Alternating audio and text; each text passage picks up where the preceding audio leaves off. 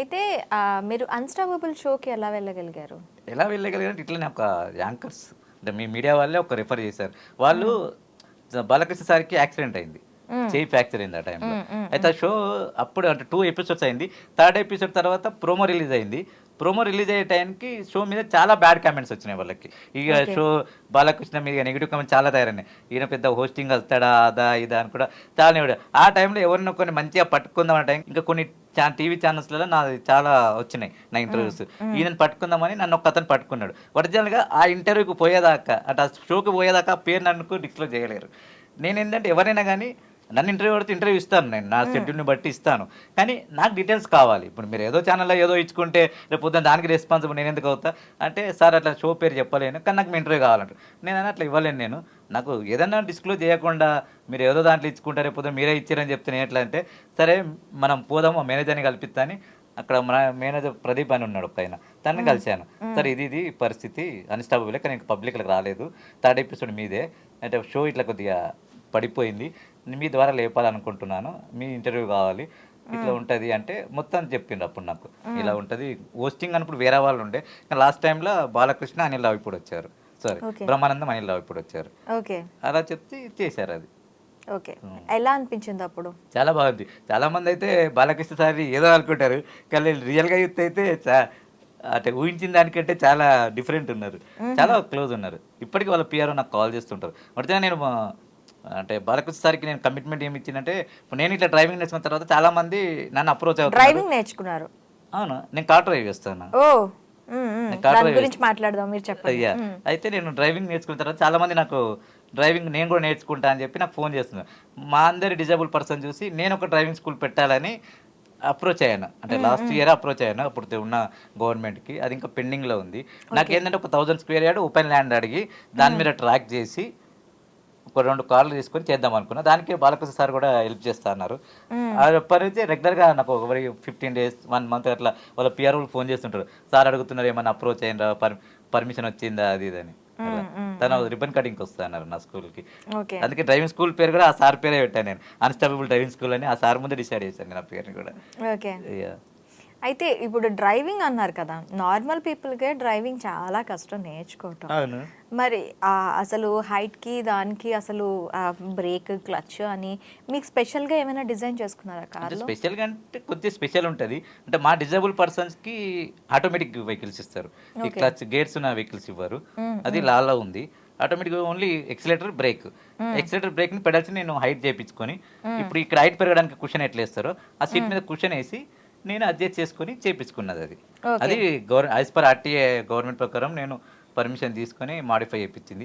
ఆ మాడిఫైకి దాదాపు 50,000 వరకు ఖర్చయింది. వాళ్ళొక సర్టిఫికేట్ ఇస్తారు. ఇది హ్మ్. డిజేబుల్ వెహికల్ అని చెప్పి. హ్మ్. హ్మ్. అదని చేసి నేను మాడిఫై చేశాను. దాంట్లో ఫస్ట్ నేను అనుకున్నదేంటంటే, ఉమ్మడి రాష్ట్రంలో నేను మొట్టమొదటి వ్యక్తిని. దాని గురించి నేను కోర్ట్‌కెళ్ళి కొట్టాను. ఎందుకంటే, ఆర్‌టీఏ వాళ్ళు కూడా నాకు లైసెన్స్ ఇవ్వనన్నారు. హ్మ్. అంటే దానికి వాళ్ళకొక జీవోలో లా ఉంది. 4 ½ ఫీట్ కంటే ఎక్కువ ఉంటేనే ఇవ్వాలి. లేకుంటే ఇవ్వద్దు అని. నేను హ్మ్. కొట్లాడాను. మీకు కావాల్సిన హైట్‌తోని సంబంధం ఏమి? ఇప్పుడు కంప్యూటర్ చైర్ మీద కూర్చున్నప్పుడు చైర్ హైట్ పైట్ చేస్తారు. అప్పుడైనా వాళ్ళ కంప్యూటర్ జాబ్ ఇవ్వరా మరి? మీకు కావాల్సింది కళ్ళు కనిపియాలి, కరెక్ట్ నడిపిస్తున్నది చేతులు ఉండాలి అంతే. హ్మ్. అట్లా నేను కోర్ట్‌కెళ్ళి స్టే తెచ్చుకొని వాళ్ళ ముందు చేస్తే అప్పుడు నాకు లైసెన్స్ వచ్చింది. నా లైసెన్స్ వచ్చిన తర్వాతనే కేరళలో ఒక అమ్మాయి అబ్బా! చేతులు ఎవ్రీవేర్ లేని మీకు స్ట్రగుల్సే అంతే. ఆ ప్రతీది స్ట్రగుల్ అంతే. అయితేనే ఈ పేర్లు వస్తున్నాయి. నాకు ఏదైనా ఓకే. కావాలంటే కంపల్సరీ కొట్లాడుతూనే ఉండాలి అంతే. ఓకే. ఒరిజినల్‌గా డ్రైవింగ్ నేర్చుకోవడానికి కారణము ప్రతి ఒక్క ఇప్పుడు ఉన్న యూబర్, ఓలా వాళ్ళకి నేను థాంక్స్ చెప్పాలి. ఎందుకంటే వాళ్ళ నెగెటివ్ కామెంట్ వల్లనే నేను డ్రైవింగ్‌లోకి ఎంటర్ అయినా. ఎందుకంటే నేను హ్మ్. ఎక్కడైనా పోతున్నప్పుడు ఫ్యామిలీతోని గాని, ఇప్పుడు నేను ఆఫీస్‌కెళ్ళాలనుకున్నా గాని, ఇప్పుడు నేను ఉండేది ప్రగతి నగరు. ఆఫీస్ ఏమో ఇక్కడ బంజారాహిల్స్‌ల.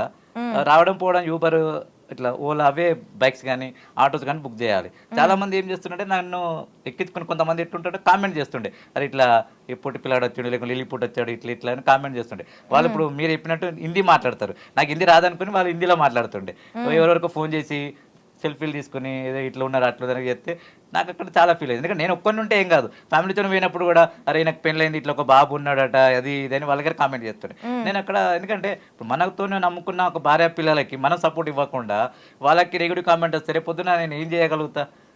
మనం ఎందుకు నేర్చుకోవద్దని నేను దీని గురించి చాలా కష్టపడి యూట్యూబ్‌లలో అక్కడ ఇక్కడ వెతికి దీని గురించి బెంగుళూరు పోతుండే కంటిన్యూ. ఎవ్రీ హ్మ్. వీకెండ్ బెంగుళూరులో ఒక అబ్బాయి ఉన్నాడు. తను మాడిఫై చేస్తాడు, పోయి అక్కడ పోతే మాడిఫై చేయించాడు. దాని తర్వాత వేరే వెహికల్ తీసుకుని టెంపరీగా దాంట్లో నేను చేసుకుంటే ప్రతి ఒక్క ఇక్కడ ఉన్న దాదాపు 120 130 డ్రైవింగ్ స్కూల్ ఉన్నాయి ట్విన్ సిటీలో. ఏ డ్రైవింగ్ స్కూల్ అడిగినా నీకు నేర్పని అన్నారు. ఎందుకు అని అడిగితే మాకు కంట్రోల్, మీరు డ్రైవింగ్ నేర్చుకుంటే ఐడియా ఉంటుంది, మీకు కూర్చున్న పక్కన ఎవరైతే మీకు ట్రైనింగ్ ఇస్తే వాళ్ళ దగ్గర కంట్రోలింగ్ ఉంటుంది. నాది వాళ్ళకి రాదు, వాళ్ళది నాకు రాదు, కాబట్టి మేము కంట్రోలింగ్ లేకుండా చేయలేమన్నారు. మళ్ళీ నాకు ఒక ఫ్రెండ్ అడిగితే నేర్పిస్తానంటే నేర్పిస్తాను. ఒక ఫ్రెండ్ సాయంతో నేర్చుకున్నా, జగన్ అని ఉన్నాడు, ఆయన నేర్పించారు. నేర్చుకుని ఇక ఇప్పుడు నా వెహికల్ నేది, మీ వెహికల్ మీరు ఇప్పుడు ఇండియాలో మొట్టమొదటి వ్యక్తి అని తెలిసింది. ఏంటి కార్ డ్రైవింగ్ నేర్చుకున్న మీరు ఫస్ట్ లైసెన్స్ హోల్డర్ ని. రీసెంట్లీ గిన్నిస్ బుక్ కి నామినేట్ అయ్యాను. ఓ డాక్టరేట్ కూడా వచ్చింది, కామన్వెల్త్. ఓ ఇట్లా అల్లి ఉన్నాయి. దాని ద్వారా అన్స్టాపబుల్ ప్రోగ్రామ్ కూడా వచ్చింది. ఓకే, ఇవన్నీ ఓకే. మరి పొట్టకూటికి జాబు లేదు, కానీ పార్ట్ టైం చేసుకుంటా జీవనోపాధి గడిపిస్తున్నా అంతే. పార్ట్ టైం ఏం చేస్తూ ఉంటారు? నేను ఒక అడ్వకేట్ దగ్గర డాక్యుమెంట్ రైటర్ని.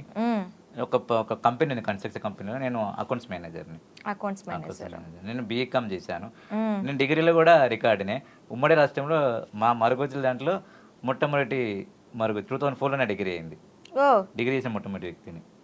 అంటే అది కాదు, మ్యాక్సిమం అంటే సొసైటీలో ఎలా ఉంటుందంటే కొంచెం ఏదైనా డిసెబిలిటీ వచ్చిందంటే వాళ్ళు ఇంకా దేనికి పనికిరారు, వాళ్ళకి అసలు చదువు అవసరం లేదు, ఏం అవసరం లేదు, ఇలాంటి దీంట్లో ఉండిపోతారు. కానీ అవన్నీ పక్కన పెట్టి నేను నా కాళ్ళ మీద నిలబెడతాను, నేను నా కాళ్ళ మీద నిలబడి ముందుకెళ్తాను అని మీ స్పిరిట్ని చూడండి, దానికి హ్యాట్స్ ఆఫ్. థ్యాంక్ యూ అండి. ఎందుకంటే ఇప్పుడు మీరు చెప్తున్నారు టోటల్గా ఉన్న సొసైటీలో నేను అన్నిట్లో కూడా నేను మొదటి వ్యక్తిని, మా దీంట్లో నేను మొదటి వాడిని అని చెప్తున్నారు చూడండి. ఆ నెంబర్ 1 పొజిషన్ ఎవరికి అంత తొందరగా రాదు. ఇప్పుడు ఆ నెంబర్ 1 పొజిషన్ రావాలన్నా కూడాను చాలా కష్టపడుతూ ఉండాలి. మ్యారేజ్ విషయంలో మీకు ఏమనిపించింది మ్యారేజ్ చేసుకునేటప్పుడు? మ్యారేజ్ అయితే ఒక ఎపిసోడ్ తీయచ్చు, మీరు అంత పెద్ద స్టోరీ అది చెప్పండి. చెప్తాను కానీ చెప్తున్నాను.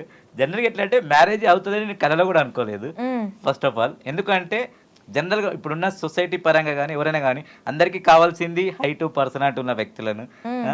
నాకు చాలా సంబంధాలు వచ్చాయి, కానీ చూసిన తర్వాత ఇప్పుడు నార్మల్గా ఉన్న అమ్మాయిలు కానీ రిజెక్ట్ చేశారు. ఎందుకంటే నేను హైదరాబాద్లో ఉంటాను తెలుసు అందరికీ. హైదరాబాద్లో ఉంటే ఇప్పుడు నేను మన ఇద్దరం పెళ్ళి అయినాక రోడ్డు మీదకి వెళ్తే ఏమైనా కామెంట్ చేస్తే నాకు అట్లా ఇష్టం ఉండదు. కామెంట్ చేసినప్పుడు నేను తట్టుకోలేను, ఇట్లా నా హస్బెండ్ ఇట్లా ఉండొద్దు అంటే ఇప్పుడు దానికి నేనేం చేయాలని చెప్పిన. ఇప్పుడు సెలబ్రిటీకి పెళ్లి చేసుకొని సెలబ్రిటీ అయితే అందరు చూస్తారు అని చెప్పి ఇప్పుడు హీరోలో ఎవరు పెళ్లి చేసుకోరా? ప్రతి దాని దగ్గర ఆన్సర్స్ ఉంటాయి, కానీ దాన్ని అర్థం చేసుకునే పరిస్థితులను బట్టి ఉండాలి. ఇప్పుడు ఒకరు చూస్తారు అంటే నువ్వు నెగిటివ్ ఎందుకు వరుస్తావు, దాంట్లో పాజిటివ్ ఎందుకు చూస్తారు? ఇప్పుడు 100 ప్లస్లు ఉంటాయి, మైనస్ ఉంటాయి. జీవితం అనేది ప్లస్ ఆర్ మైనసే. అన్ని ప్లస్లు కావాలంటే ఏ దేవుడు ఎవరికి ఇవ్వరు, ఏ లైఫ్ కూడా సక్సెస్ కాదు అది. మరి ఏదైనా కష్టం ఉన్న అక్కడ సుఖం ఉంటుంది, సుఖం ఉంటే కష్టం ఉంటుంది. మరి నువ్వు చేసుకున్న తర్వాత ఇప్పుడు నేను ఒక మాట ఒకటి చెప్పిన, ఇప్పుడు పొద్దున ఇట్లా అడుగుతున్నావు, మంచిగా 5% ఉన్న అబ్బాయిని పెళ్లి చేసుకుంటే అన్ఎక్స్పెక్టెడ్ యాక్సిడెంట్లా కాలు తిరిగితే మీరు వదిలిపెడతారా? వదిలిపెడతారు. సరే, ఒకవేళ మీ మనస్తత్వంతో మీరు వదిలిపెడతారు, సెకండ్ చేసుకుంటారు. అదే పరిస్థితిలో రేపు పొద్దున హెల్త్ ఇష్యూస్ వస్తే అట్లా ఎంతమందిని వదిలిపెడతారు? చివరి ఎండింగ్ ఏంది? నెవర్ ఎండింగ్ ఏంది అది?